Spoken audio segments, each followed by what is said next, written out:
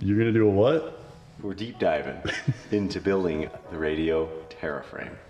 Welcome to the channel, guys. Come on in. We're gonna go ahead and show you a little bit on how you might want to get a fresh frame this season, okay? Oh yeah, there it is. So, as you all know, Bracely, Full Tilt Bike Co. coming at you with another video on how we might be building up a fresh whip in the near future for some of you customers, okay? Today we're gonna cover the Radio Terra frame, freshly released at the Grands. Same tapered head tube, integrated brake system, but as you guys will notice, it's got a little bit sleeker of a body style, coming into a completely solid closed loop dropout with the fixed flat mount rear end. Have your full adjustability with the chain tensioners, and as you guys notice, you'll drop the wheel out and all of your parts on the inside stay exactly in touch. Very simplistic design, very traditional radio style. All the specs, the carbon mold, layers, and type of material are all on the seat tube. New logo placement and a fresh name for all of you earth, wind, and fire lovers out there. So let's get into it. Here we go. Gonna throw some the new Pro Max HF3 cranks on here. No point going with a super stiff carbon frame without doing a 30 millimeter crank set. So just unpackaging Pro Max EX2 bottom bracket. I generally leave the wave washer out because I like to run it raw. And we're gonna thread this bad girl in there.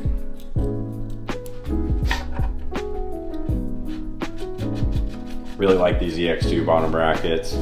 They've got a lot less Loctite pre-manufactured from the factory on them. So when you're going to get them in there, you don't have to use the wrench the whole way. You can usually get them in and they still don't come loose. So they got just the right amount of Loctite, but it's also not the whole thread's globbed up to where you can't get them in with your hand.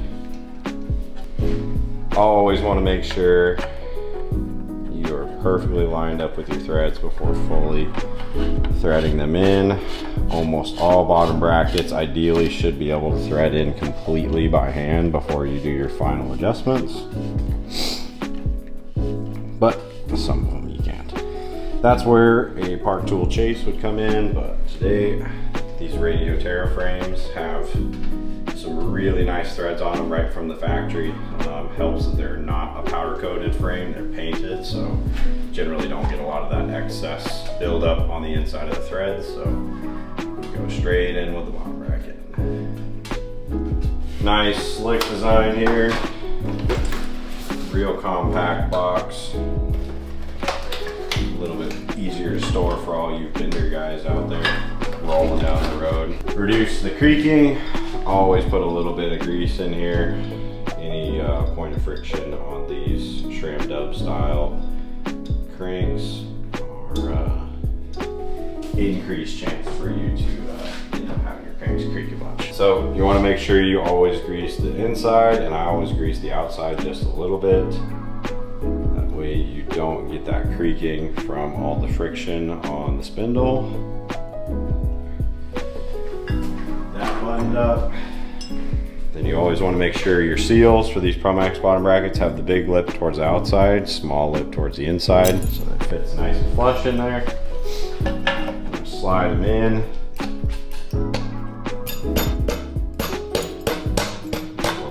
Tap. Just tap her in happy. A little persuasion. Now, throw that guy in there. And this is probably the most tricky part about these cranks here. So this is a single bolt style, so it's not a pinch. So you have to set your spacing right off the bat. Usually the radio frame spacing lines up perfectly, that you don't need any spacers behind the bottom bracket, but this is a new frame, so you guys are learning just as much as I am right now. So once you make sure your threads are lined up, usually have the crank hanging down.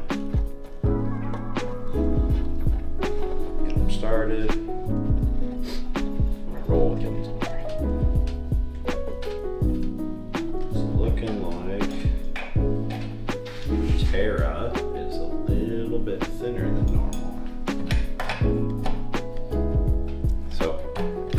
almost fully tightened. I'm not gonna go to torque spec because I'm gonna have to take it back apart. So I've got roughly, if you guys can come in here and see, about one standard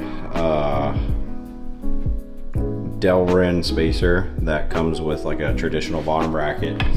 It's width to go in there, so I'm gonna break this loose.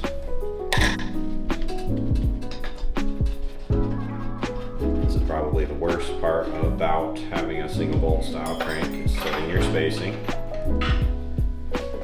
Sometimes you can go back and forth all day trying to get this right, but once you get it right, all you have to do is take it all the way to the torque spec and you're ready to go. So I'm a little bit weird about this, pretty fickle when it comes to where my spacing is on my cranks. I always like to space the non-drive side, especially since the drive side is detachable. It helps reduce a little bit of flex in the bottom.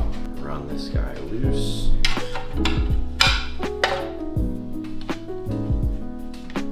Alright, so now that we found the right length spacer, that was actually pretty easy, it only took me one try. We've got everything cinched up, not to torque yet, but you can see it's pretty much fully tightened with a normal wrench, and we still got free flowing play here. You can see the one spacer that I added on the non-drive side. So now the HF3 crank is 40 Newton meter on the high end, so I always like to get high. So we're gonna take her all the way to the max here. So we're gonna go to 40 Newton meters. She's there right off the bat. So now we know our cranks are at torque. We will be able to hit the track with confidence and know that our cranks are not gonna fall off.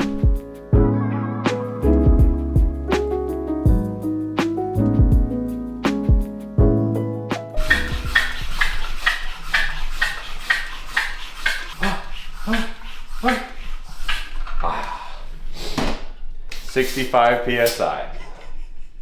Wink, wink. All right, so now we're gonna go ahead and get started into the front end of the bike. We're gonna completely assemble the steering system right before we head off into the brakes and then eventually onto the drivetrain. So,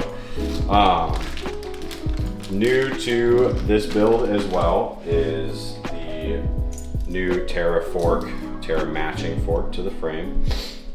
It pays tribute to the Solar Fork by being a full carbon fiber steer tube, but it does have quite a few integrated features that were not available on the Solar Fork. With that being said, we're going to start out with our headset.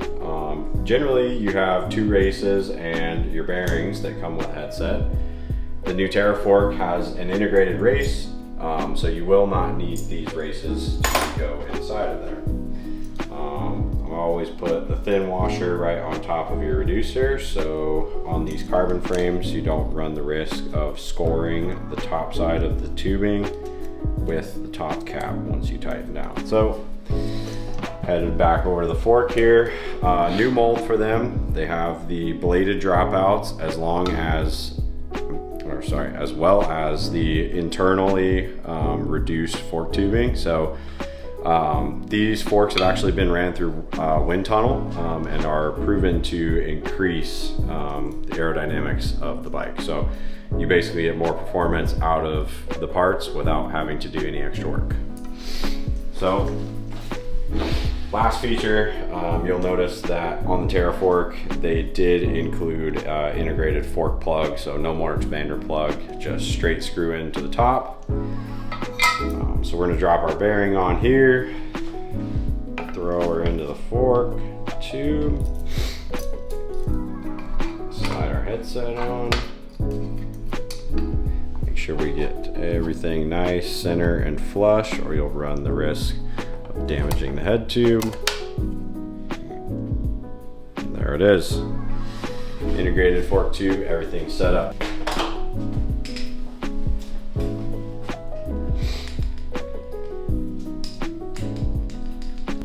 Gonna have a radio neon CNC machine stem built up on this. I'm as low as you can go with your stem kind of guy, so I don't run any spacers on the top cap. We're just gonna go right on with this. And I'm looking at about 1.5 inches worth of spacers, so Got myself handy dandy Speedline alloy spacer kit we're gonna throw on there. You're missing one. Don't worry about that. You only need this much.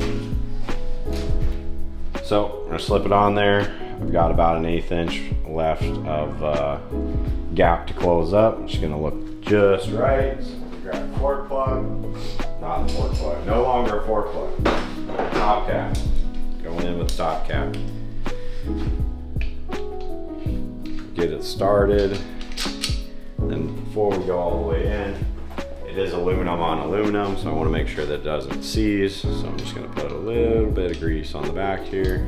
That will do ya. Go ahead and go all the way in.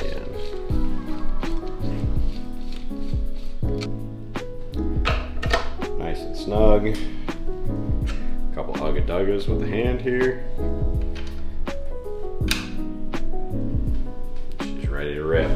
Today we're going to be throwing on a set of 8-inch radio neon bars. Kind of a moderate back sweep with these, nothing too crazy. 6 degrees back, tapered crossbar, keep the weight down on them. Standard chromoly bar still.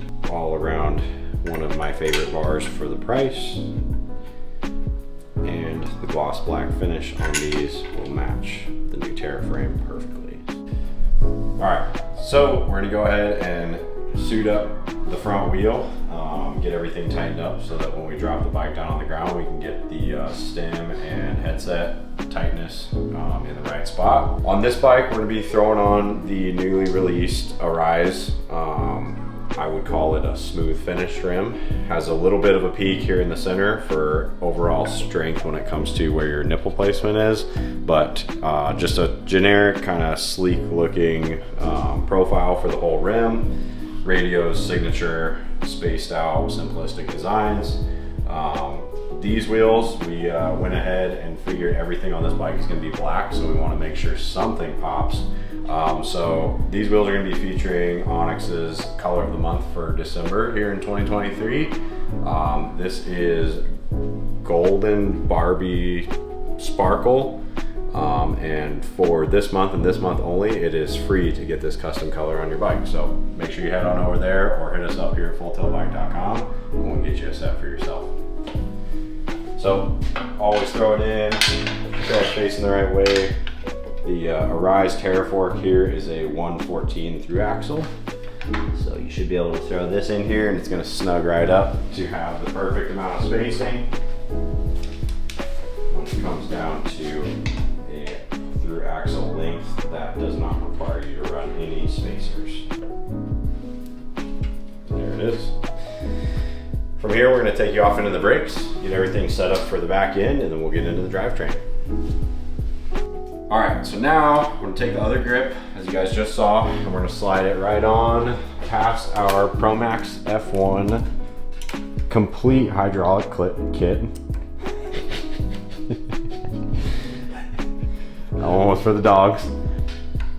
Put it roughly at a 45-ish degree angle for when we're ready to bleed it. We're going to finish screwing in our bleed, not the bleed screw, but the barrel compressing against the olive to seal the system here. All right, pretty complex setup we got going on here. Usually when we do a fresh brand new build, we like to do a full system bleed rather than just a top down bleed. So you're gonna notice I've got the syringe with the Park Tool kit, frame adapter mounted up down here to hold everything in place. I've got the Park Tool purple thread adapter on my cup up there to give me a little bit more room to breathe when pouring fluid in and around the lever. And then I've got a brake shim back here to make sure we don't overextend the pistons when we start bleeding fluid through here. So we're just gonna fix that on there. I've got the bleed screw opened up, so the system is open as of now, and I'm just gonna start pushing fluid from this end up to the lever, trying to get all the air out of the system. Cup's almost full, so now we're gonna head up to the front, slightly squeeze our lever. You'll notice right out of the kit that the ProMax F1 brake has bigger seals and a little bit larger in diameter of the brake hose, so it moves a lot more fluid than your traditional brake kits. Run it back.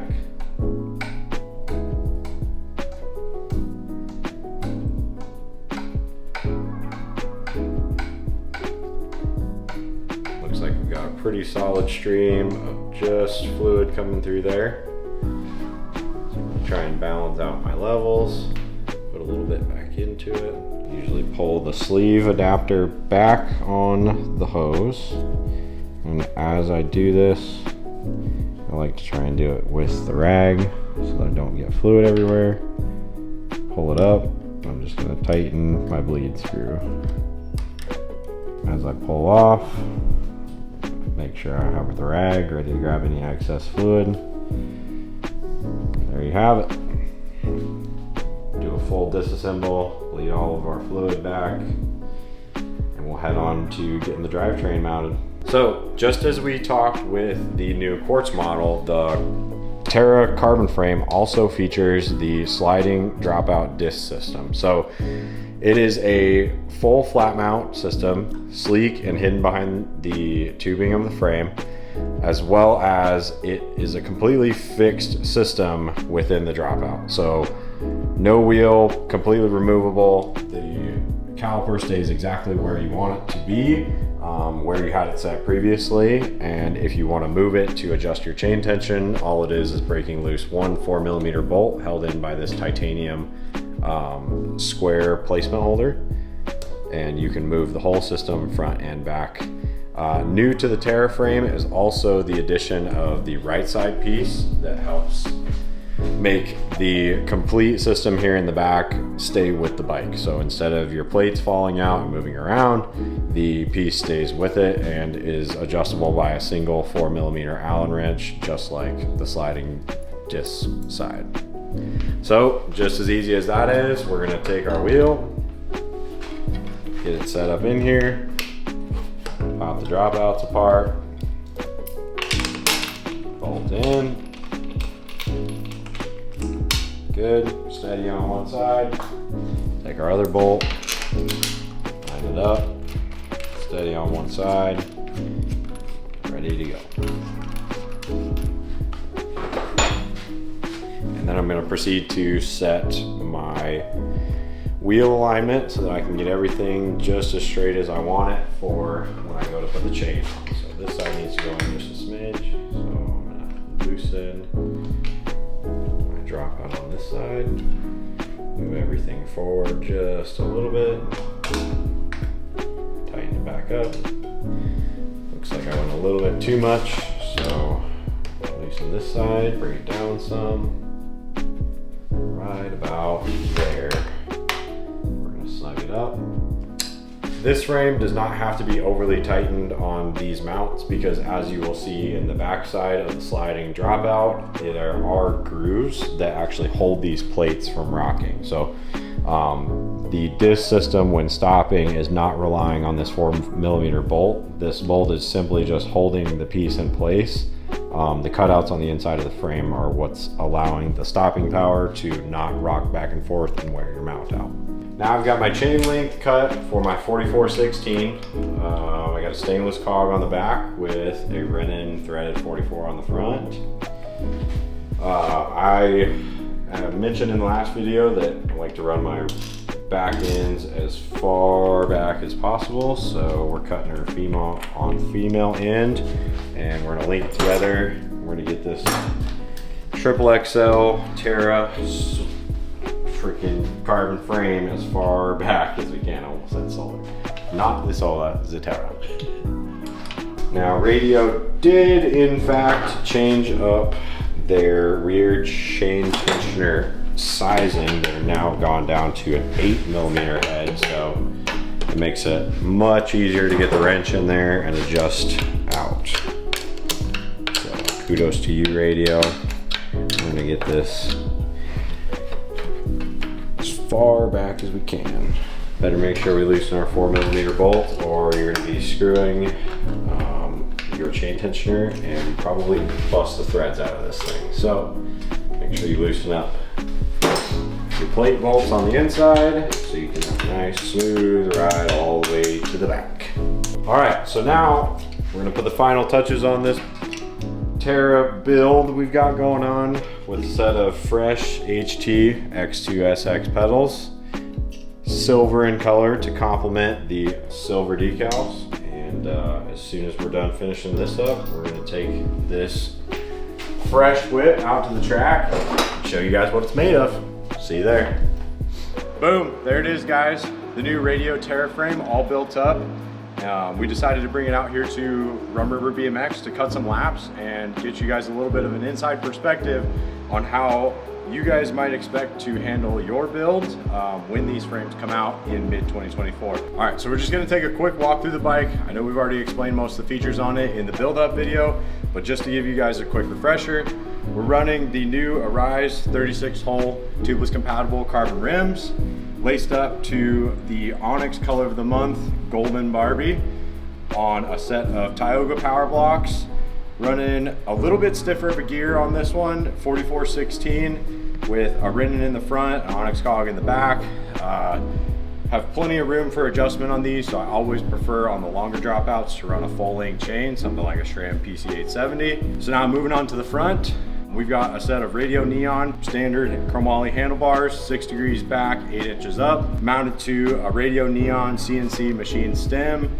All aboard the brand new Arise built-in race full carbon fiber front tapered fork, laced up to another Arise 36-hole rim with my favorite choice of tire, 175 power block. All right, enough talking, guys. Let's take this bad girl out on this beautiful track here at Rum River BMX, the largest indoor track in America, open 365 days a year.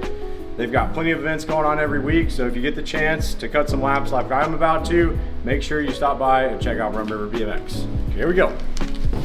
Let's ride. That's right. Going to the Grands.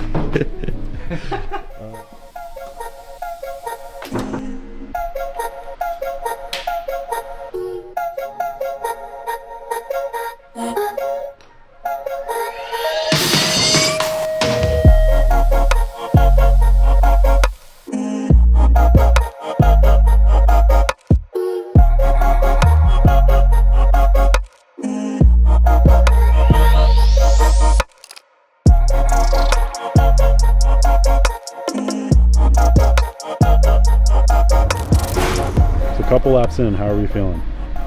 Well, you definitely tell the difference from the quartz aluminum. Terra frame is super stiff. Racely is definitely out of shape, but there's some fight left in this dog, so we're gonna try and get these laps ripped out, let you guys know the overall performance of the whole bike.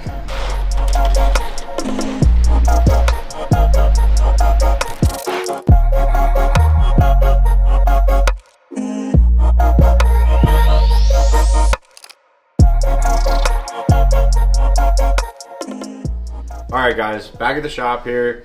We're gonna go ahead and wrap up our closing thoughts on what it's like to own one of these Radio Terra frames and give you guys the final closing thoughts on what we think are the good sides of it and what we think are the bad sides of it. My first reaction of the bike is obviously that it's a little bit stiffer because it is carbon fiber, and me specifically, I like the fact that when you are going off the lip or absorbing through the transition, the bike has a little bit better responsiveness. It doesn't sink into the lip, and you can almost kind of better predict what the bike is going to do as you go over the jump. So this frame specifically feels a little bit more predictable than aluminum frame because of the stiffness when leaving the lips, hitting the back sides. The assembly of the Terra frame is really what does it for me. After doing 40-50 gates this past week on this, we actually have not changed the chain tension one time. So the stiffness of the frame has kept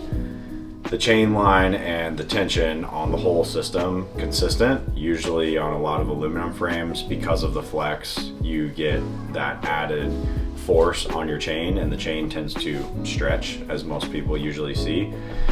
This frame specifically has not had that. We set the chain tension one time and come back to it 50 gates later, still the same, still rolling just how we want it to, in the perfect spot. After getting to know this frame over the last week, the weight is a huge factor when it comes down to comparing this up to the quartz frame. It's almost a whole pound lighter. So the Terra frame is extremely controllable through the air, when maneuvering through corners. Anywhere you need to put the bike, it seems like it's very easy to get it there.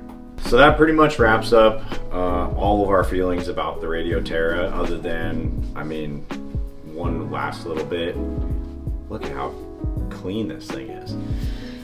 The visuals and the aesthetics that Radio decided to come out with, graphics wise, on the new Terra frame, as well as going with the gloss paint job off of their last matte one, is just a real eye catcher, and I think it's one of the best looking frames I've seen in a long time. If you guys like what you're seeing here, you like what you see from the Radio Terra, you're liking the bike checks, the product testing, all the feedback that we're trying to pump out to you guys for the latest inside the industry, make sure you guys hit that subscribe button. We thank you guys all for watching, and if you are subscribed, you will be the first in the know about the Radio Terra release date, pre-sale if we decide to do one, and as soon as they go on sale, all of our YouTube subscribers will be the first to know. So make sure you smash that like button if you like this video, hit the subscribe one if you want to be in the know on the Radio Terra, and check out fulltailbike.com to keep supporting all the videos and everything we have going out today.